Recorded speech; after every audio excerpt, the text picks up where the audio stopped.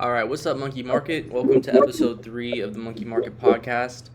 Today we're going to be talking about, are you really trying your best and what that looks like from all three of our perspectives, and we're also going to be talking about Animozic's first payout. Now, he was one of my Yo. first members of the Discord, and he's been with us for a real long time, and just happy to see he's finally getting his payout. It inspires me because I know I'm on a similar level than he is, so that means my payout's coming soon too. So, but yes, congratulations, Animozic. That's amazing. You want to talk a little bit about it and introduce yourself? Yo, what's up? I'm Animozic, and honestly, I don't really know how I felt after it happened, because, like, most of it went away to bills, but now I'm no longer paycheck to paycheck, and I'm just normal poor now, so, like, progress. Love that, man. But I do feel like something shifted for me psychologically after the payout, where, like, I feel like the pressure to, like, I guess do well and the pressure to, like, get better kind of just lessened after that first payout, because I'm like, oh, I did it. Let me just keep on doing it. And, like, it sounds really, like, kind of silly and asinine, but, like, I do think that it helps me be a lot more comfortable with losses after that first payout, which kind of helped me psychologically. Granted, I'm still, like, I break my rules every now and then, but, like, I kind of get saved with the fact that my analysis is at least has, like, the right bias most of the time. So, like, I just kind of get a little bit cooked through some ugly price action before I end up going a bit into a profit. But yeah. I see, man. Now, what do you feel like was the missing component for you? To when you feel like you started implementing that, and then you started seeing like the results that you're getting now. Was there something that you could really point out, or do you think it was just something that happened over time? Well, honestly, through every single dumb decision that I've made, every single, like, stupid loss, every time I didn't break my rules, all that kind of culminated and added up. And then, like, there was this one day where I broke my rules and actually won, but then I kind of backtested my model at the end of the day, and I saw if I just entered where my model said I should enter and exit where I would have gotten the exact same profit potential with so much less stress, because I was, like, over leveraging, over trading, and I ended up the day the same amount of profit as I would have if I just took my model and, like, my followed my rules. And that definitely, like, signified a big shift for my mentality, and, like, I've been a lot more consistent in trusting my model, following my rules, and actually having, like, a set criteria where if this doesn't happen, then I don't do this, instead of just kind of, like, being greedy. And I think another big thing that kind of, like, helped tip me over the edge was just kind of, like, thinking to myself, all right, sorry, I'm just gonna aim for about 6R a week. I tend to outperform that sometimes, but just being satisfied with 6R a week and doing the math to see what that could entail for my life kind of, like, helped me take pressure off of trying to trade every day, trying to force things that I don't see, and it made me trust that, okay, there's opportunities every day. Like, I don't really like this all that much. I'm gonna just wait for a cleaner thing tomorrow, and then I can just close up my charts, as well as limiting my trades to a certain time window within the macro, and only taking IFVGs kind of help filter out the bad results, because if my bias is wrong, I oftentimes just simply don't get an entry, and then I just kind of don't do anything. Wow, that's powerful, man. Appreciate it. Yeah, I feel the same way. I feel like I'm on the edge right now. Like, I like how you're aiming for 6R a week. That kind of helped me frame my recent sit down with my risk and everything, because I did blow that express a few weeks ago, and since then, Condolences. I've kind of been trying to get it back quickly, and that's leading me to not even consider risk. I'm just trading like absolute shit, and I realize that, I'm aware of that. So I sat down with all the data, because I feel like that's what you need to do sometimes to collect yourself.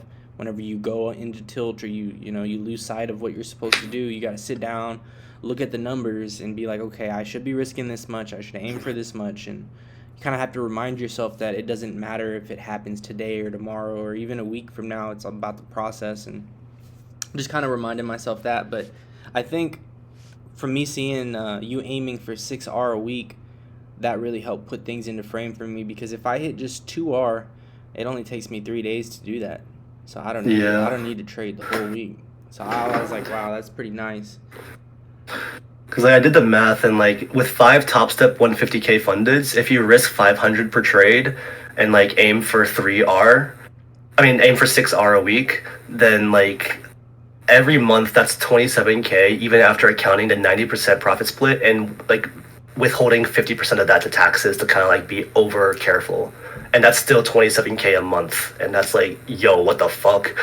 Exactly. That's crazy. And that's just 6R, which like most of us, I feel like, tend to try to hit home runs a lot, try to like catch every single little move, but like consistency and just kind of like looking at the overall arcing of like your trading career and how you consistently hit certain metrics over time is what I'm mostly focusing on, and I can add in more opportunities as time goes on.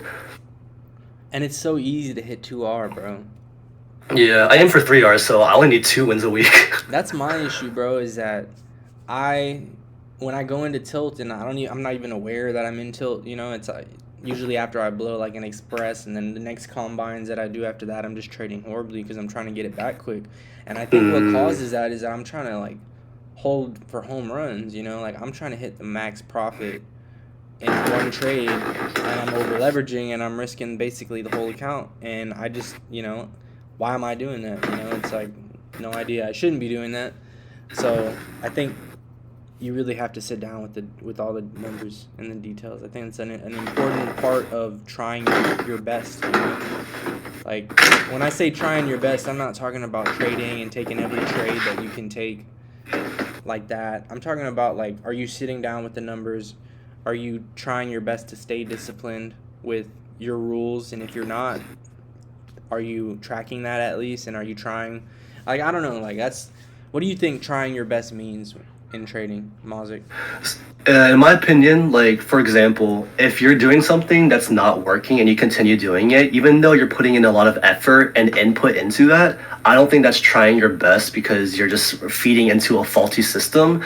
I think trying your best entails making sure you're evaluating your failures, evaluating what went wrong, and adjusting each individual time that it happens to kind of like create a path forward where you're kind of like picking up the pieces of, okay, that didn't go right because of this, but I know that this is why that happened, so I'm gonna try to mitigate that in the future, and I'm gonna try something different to prevent that from happening. So that's why whenever like right before my payout, you always kind of sell me like, okay, I broke my rules, now I'm gonna do this, and the next time I break my rules, I try something different, and I'd almost kind of like self-punish myself every time I broke my rules to kind of create a negative connotation inside of my brain and a negative association to kind of like ensure that like I feel pain when I break my rules more than when I lose money, and that can kind of help me like That's huge. moving forward.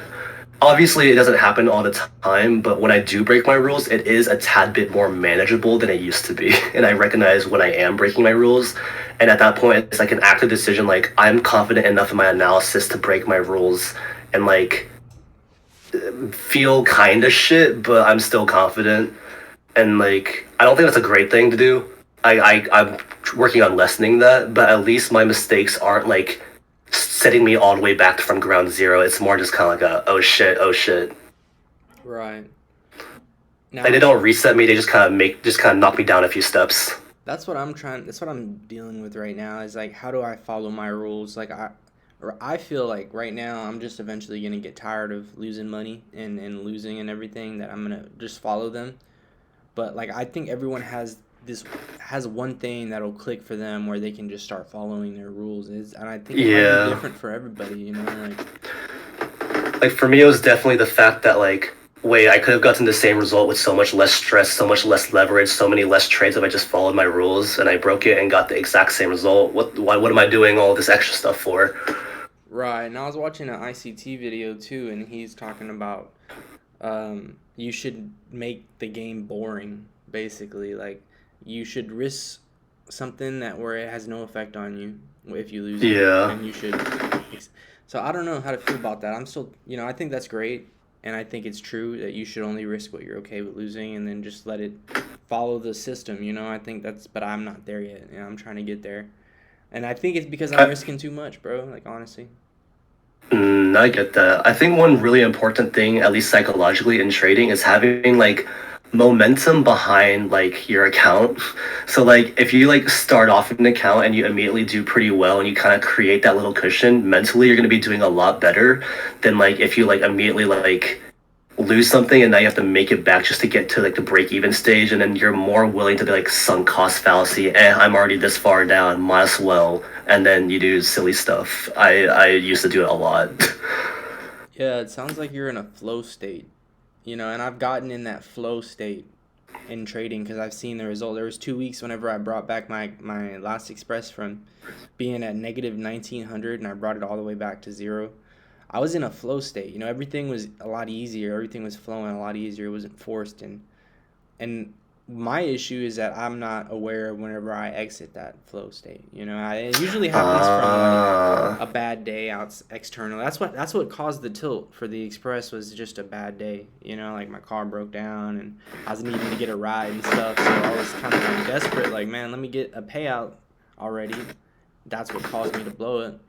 So I'm aware of that now, and I'm not gonna let that happen next time. Right now, what I'm gonna do is just buckle down and just like not focus on anything other than the process. I'm not care. I don't care about the money no more. I don't care about none of that. The only thing I care about is whether I follow my rules, and I'm even going as far as to waking up at 5 in the morning every morning, and doing a pre-market analysis, listening to a motivational video because that really helps me get in the right mindset. It's just a little trick that I do. Like, I'll listen to a motivational video and then the rest of the day I'll just kick ass, And if that's something that it's like a tool, I guess, for me, it's just something that works for me. I don't know. So I'm going to start off every morning doing that. And I have to like remind myself constantly that it's the harder things that you do that give you the best process, the best progress. Like you need to seek the harder things in life. So that's where I'm in the middle of doing it, and it is a little bit extreme and it's a lot to uphold. So I don't know, that I hope I don't fail, but I'm gonna really try my best to do it. Say I don't do it one day, I don't wake up at 5 a.m.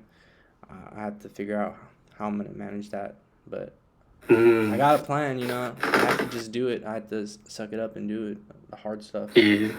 I do think there's like a lot of value in trying to figure out what process works best for you and adjusting accordingly, because like your process is honestly would actually be detrimental to me personally, because by waking up that early, in my mind, it creates kind of like an expectation that like, okay, I'm gonna trade in like this many hours. I gotta prepare, and then like for me personally, it ends up making me overvalue the importance of trading, and then like I kind of get way too sucked into it, and then I can kind of end up going into analysis paralysis over analyzing, and getting more tempted into like hopping into trades that I see that aren't fitting in my model and like my specific time that I want to like take place.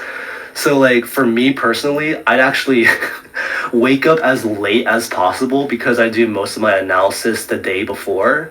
And then since all my analysis is based off of higher time frame levels and stuff, I just kind of wake up, cycle through the charts top down to see how it reacts to those certain levels overnight and pre-market.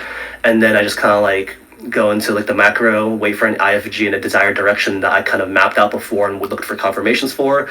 And then I just aim for like a strict 75 point TP, 25 point stop loss. But like your process works really well for you, and like as you refine that, and I think people should focus on trying to find their own process rather than kind of like having a cookie cutter, like kind of like, oh, this guy does this, so I'm going to do that. I think there's value in trying out things that someone else does, but ultimately the most important part, in my opinion, and trying your best would be to constantly be micro adjusting into what's efficient for you and what works the best for you. And I think that kind of ties back into trying your best, adjusting after failures, etc., etc. Great. That is great. Yeah, I agree with Uchiha. He's saying it's great stuff. This is fire. I appreciate it. Man, I'm really enjoying this whole podcast we've been doing. Me and Uchiha, last podcast we did, we had a really great conversation, and I think it's just something that we're going to keep doing going forward. It's Hey. we really enjoy it, and I enjoy talking about it, and I think we'll eventually, over time, we'll get better at talking about things. But man, that's some great stuff, yeah. bro. That's some great stuff. The reason why I think it works best for me is because everybody has their own issues that they deal with when trading. Right. And for me, it's being underprepared. I don't mark up my chart pre-session. Like, I just go in there and I look for liquidity to get swept. I'll look at highs and lows, but I'm not going in there the same morning or even doing any of that. And that's something that I should be doing. And the reason I have to get up so early is because I have to leave for work at 6 a.m. So I have to at least give myself an hour. So by waking up at 5 a.m., I can just give myself time to wake up and do my analysis and go over my rules, because I think that I have to just read my rules every morning before I trade, Smart. or else I'm just Kind of create that repetition and that connection in the brain. right. I'm just trying to build a routine, and I'm trying my best to just build a routine where I do the same thing every day, and I want it to get boring, because I don't really have the discipline, that I need. Right. That's Ironically, the most emotion I'll feel sometimes is like super excited when I don't feel an emotion about a trade and it finishes. I'm like, oh my god, I didn't feel anything. Whoa, that was great. And like, all of a sudden, all the emotions come rushing in. That's crazy. I find that kind of funny and ironic. Bro, I get so overwhelmed when I'm in a losing trade. Like, lately, I've just been trading like shit. And I think, it happens. I can't be too rough on myself. It's because, this is just part of learning, like, it's hard. You have to really be able to control yourself. And I've always struggled with self-control. It's just something I've always struggled with my whole life. I tell myself I'm going to do something, and then I don't do it, right? I think, if I can fix that, then I can become profitable in trading. And that's just Right. that's why I'm waking up early and going out of the way to do things that are really hard, because I'm trying to train because that's the issue I'm facing is self-control, and being able to follow my rules. I've shown myself that if I follow my rules, I can be profitable. Like, I've seen it, and I've taken real trades on an express. It could be done. It's just I don't have the self-control to do that at all times. So that's just something I'm Right. working on. And I think that's the best way for me to do it, is by forcing myself to do things that are just hard, and being all right with feeling like shit. I think that's important. Mm. Like, I remember before I got my payout, like I kind of like that entire like few weeks before that point. Like, I was like, okay, I'm holding my weed hostage. I gave it to my roommate. I was like, don't give this to me until like a while. And then like every time I broke my rules or like went on tilt, I dead ass like stub my toe or like smack myself right afterwards to kind of like Shit. make my brain not like those like connections. Which in my opinion was a bit extreme, but I think it did help a lot. I love that, bro. That's like the rubber band technique. You put a rubber band around your wrist, and then whenever you do something that's bad, like a bad habit, you pull that thing as far back as you can. You smack your wrist with it. Oh shit, I didn't know about that. I used Smart. to do that with I forget what it was, but I did that with something one time, and dude, you can pull that rubber band far back, and it'll hurt like real bad. So Also, you remember the Best Loser Wins book? yeah, I do. And you know how like he talked about how people tend to have an inverse relationship with wins and losses, and when they start losing, they hold on to hope, and when they win, they cut their profits short out of fear. Yes. One thing I kind of like to mentally do when I'm inside of a position is I imagine myself that I took the opposite position that I did, and when I'm in profit, I'm telling myself, no, go back to break even, go back to break even, go back to break even. Yes. And then whenever I go into drawdown, I'm like, oh shit, I'm in profit, exit, exit, exit. And that's dead ass helped me, especially when I've been breaking rules and need to kind of rely on basically just trusting my analysis. I'll tell that to myself to kind of like keep me inside my positions and like inside my analysis. So do you ever find yourself exiting trades too early, or do you always let it hit? Nowadays I pretty much try to always let it hit my TP and or 3R, whichever. 3R assuming like proper risk. So like for example, if I over leverage on like my 50k funded, I'll usually end up exiting around 600 anyways. It'll just be a lot less points and kind of a cooked RR, but the profit's kind of the same. Since like I don't, obviously consistency rule on my funded futures, and like I don't want to deal with that, but also because I don't want to get too tempted about speeding up my progress and like end up creating bad habits, so I just exit out when I normally would have hit my TP assuming proper risk if I over leverage, and if not, then I just always exit at 75 points with like my proper risk. I see. So do you use a set risk, like a set number, or do you just do it based off? Yeah, I always kind of risk 4 micros on my 50k funded, and 25 point stop loss and 75 point TP, and then on my 150k eval, I'm doing 1 mini 500 risk, and that's 25 points, 75 point stop loss, and then for the 50k funded, it's just 200 risk. I see. So if you make 6R, how many points is that a week? 6R is 1,200 a week on the 50K funded, and it's about 3,000 on the 150K funded. That's amazing. On the 150K eval top step, and then 50K funded is 1,200. It's fire. What was I gonna say? I just had a brain fart. Is there anything you want to add to that, Uchiha? Anything that you want to say? Nah, bro, this is good. The exiting out whenever you hit like normally, that's a great consistency. That's what's up. Because I found myself too, like if I have like 3 contracts in on a mini, right, and I see where it could keep going to, I'm just like, no, I'll just exit out at 2R, because it's like you don't want to risk more than what you feel comfortable with. And so whenever you're risking like your max amount, I think, trying to hold on longer, you're falling victim to greed right there.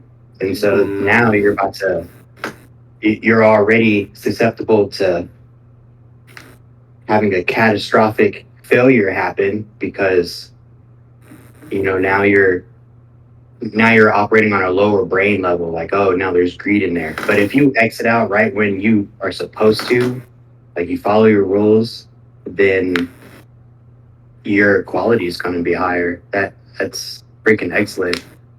Right. You're only trapped if you don't follow the rules.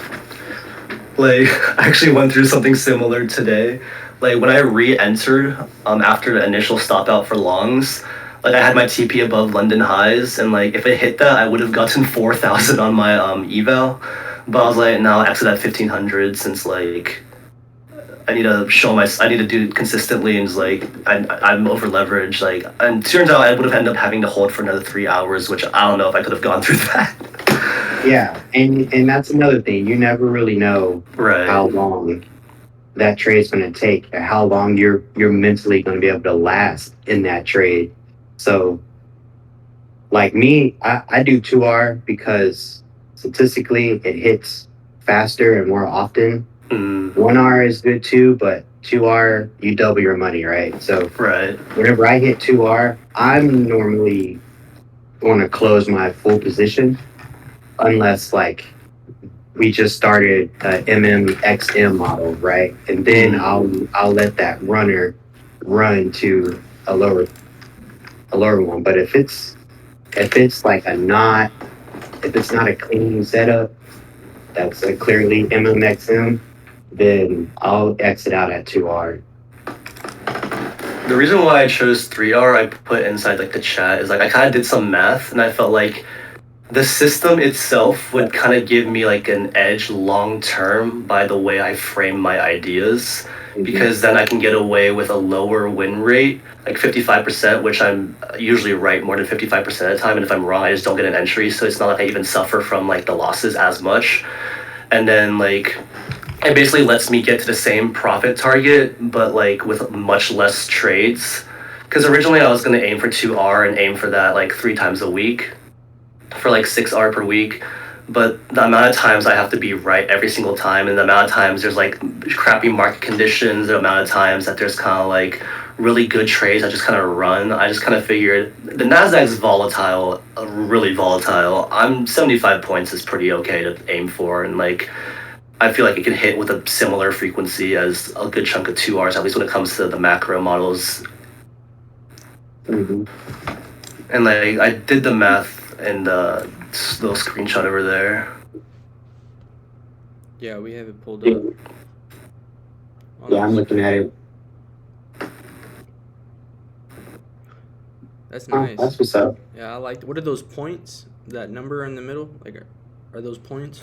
Oh, this is like how much like R you kind of like collected in 100 trades. How much R you've gotten. Oh, I see.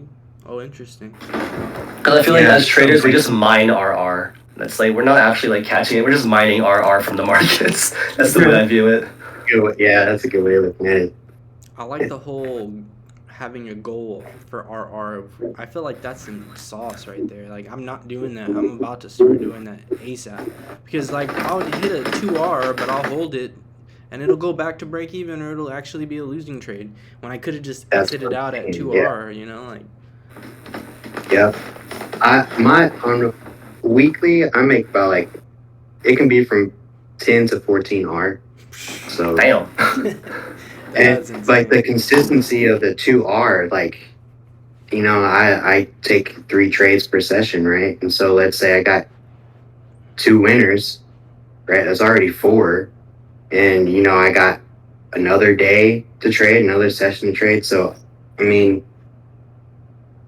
3R, I wouldn't aim for 3R if I wasn't in a New York AM session. yeah. Well, even in like Asia session, like when you get into macros, hitting the 2R, because it really depends on where your stop loss is and where the liquidity is. So hitting those 2Rs is like, I mean, it's pretty consistent. 3R is too, and that's why I'm like, man, I should have held. I see those 3R, 4R trades, and I'm like, dang. right. But Because also, like, if I'm wrong, and all I do is, like, if I win a day and I lose a day, like, I still made 2R, I'm like, I'll take that. yeah. Right. I feel like And then- if you look at it like that, then it just becomes a video game. Like, say you lose a point or 2, like, you're going to make 3 or 4 tomorrow, or, like, however many, you know? Then that really makes it like a video game. You have, like, goals and stuff. I think that's cool. Like, the way I framed my trade frequency is I'll always trade, or at least I'll always, like, attempt to trade the 950 1010 macro and aim for 3R. And if I win that, I'll try the 1050 1110 macro. And best case scenario, I get another 3R from that for a 6R day. And then worst case scenario, I just get 2R for the day, or no entries and stick to 3R. And if I lose the 950 macro trade, I'm done for the day. It's supposed to be cough cough today, yikes.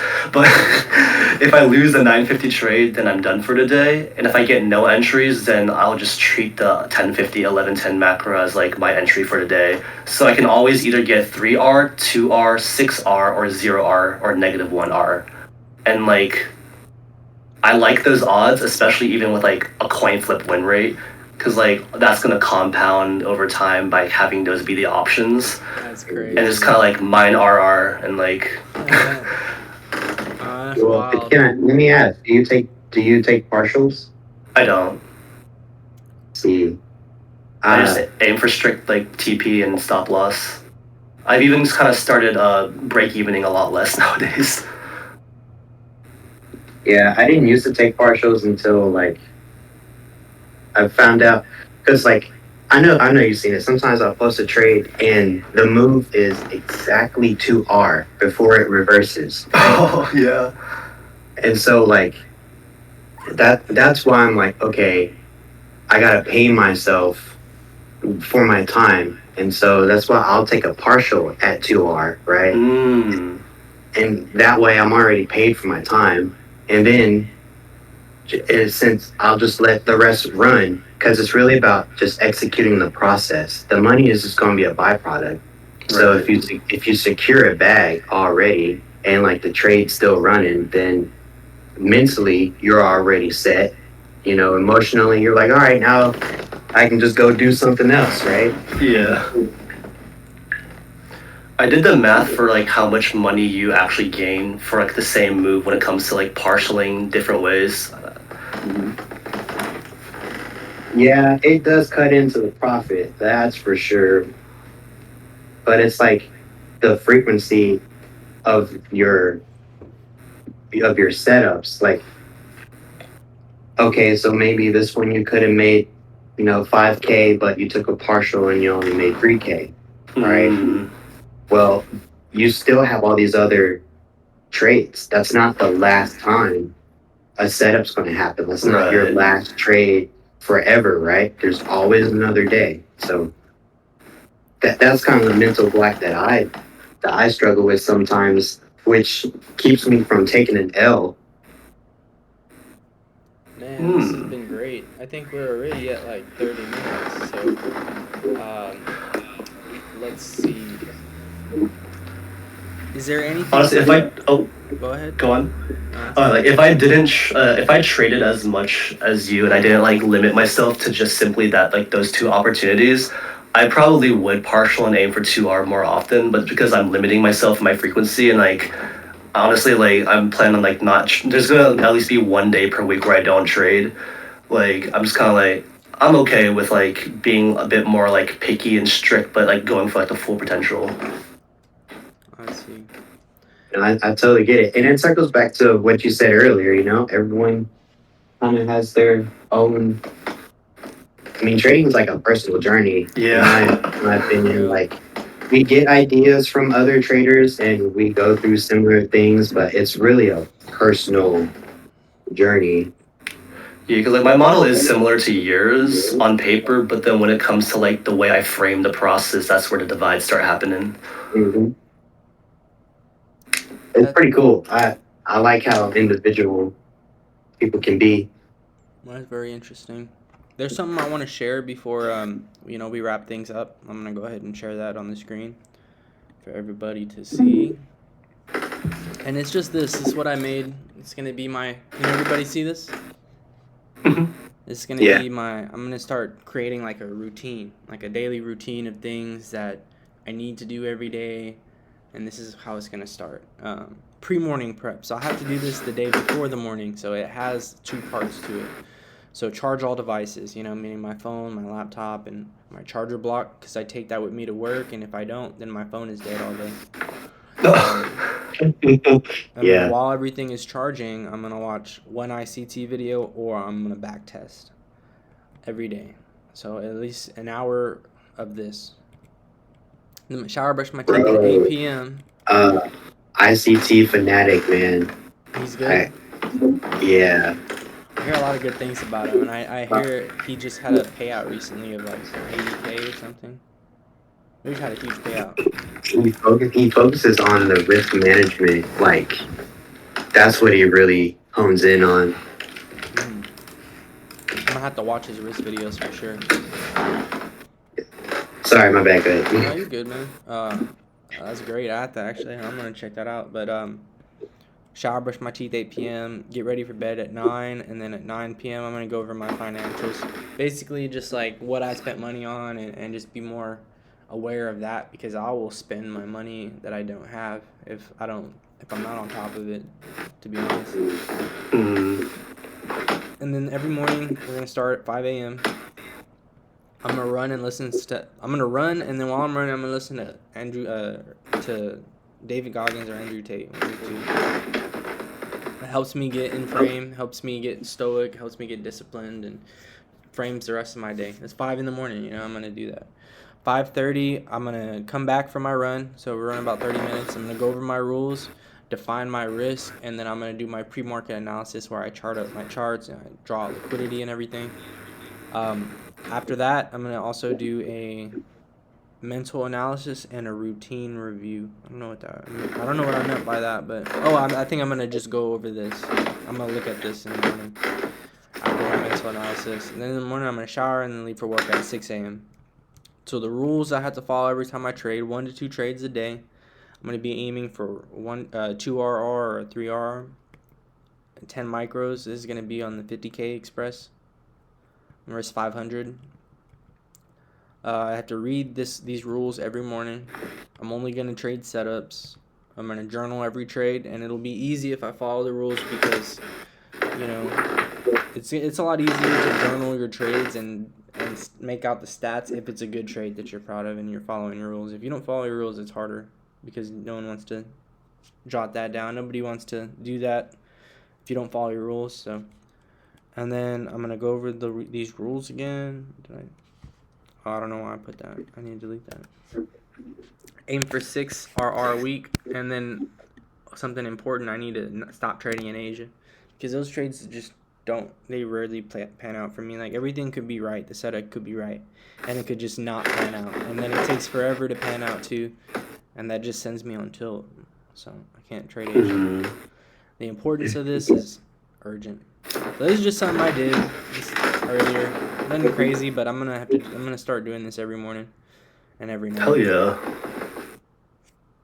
So another good ICT channel is ICT Gems. It's just kind of shorter clips from the actual ICT channel when he explains stuff or does executions. And then, not gonna lie, I kind of like treat that as like an intro to a concept before I actually like go learn it sometimes, or sometimes it helps me figure out what I want to learn next. Nice. Or just watching the executions kind of train my eyes kind of helps too. Yeah, that is a good source right there. ICT Gems. Nice. That looks nice for sure. I'm gonna have to. And then he start- also like puts in the description like the name of the actual like video if you want to see the full thing. Okay. Cool. Does anyone else want to go over anything else? Do you want to maybe share your plan, Animozic, if you have anything written down? If not, we could probably just end the stream. And Honestly, like my plan's pretty like simple enough to just remember it. I just made all my rules pretty like simple and easy to remember. But one cool thing is 6R is 576% a year. Yeah. So like When you really think about it, you know. you're beating the S&P by like 50 times. That's awesome. The hard part is keeping the money, though. Yeah. That is a hard You know, one. we can make money all day. It's pulling it out of the market. Facts. Like I do plan on like using prop firms and kind of like slowly building up the account using the previous account's payout to pay for the next one, and then funneling all those wins into a personal account so I can start trading and not having to worry about like prop firms like what happens if they shut down? Am I gonna get fucked? No. Yeah. This is probably my last year dealing with prop firms. I might keep one like large account, but I'm probably moving off of prop firms. Like I'm probably gonna max out at like 5 top step 150Ks and I'll just go with that and then a personal and that'll be it. Mm-hmm. Nice. Yeah, I'm probably gonna stick with prop firms till I can get enough money to fund a live account. Because trading a live account is much better, in my opinion. If you have the funds for it, you know. Yeah. Also, I do want to share like this is what my funded accounts look like so far. And got the manipulation before the expansion. Market structure shift and then back into that fair value gap for like a breaker. I came back down, retested it. That's crazy. A break and retest. It's market maker buy model right there. AMD. That is crazy. Obviously, like the balance looks a little different since I withdrawn, so it's kind of like let me see. It's more like this since I withdrawn my payout. That's a good looking chart, man. Appreciate it. That's good. That's I don't follow my rules every time, but I've been able to like at least manage my losses, and like when I do break my rules, it's not super detrimental anymore. Well, you have it here, guys. We got profitable traders in the group getting payouts. People who deserve to get these payouts finally getting these payouts, guys. What are you waiting for? You know, if you're watching this on YouTube, you want to join, I'm going to drop a link below in the description. That way you can join.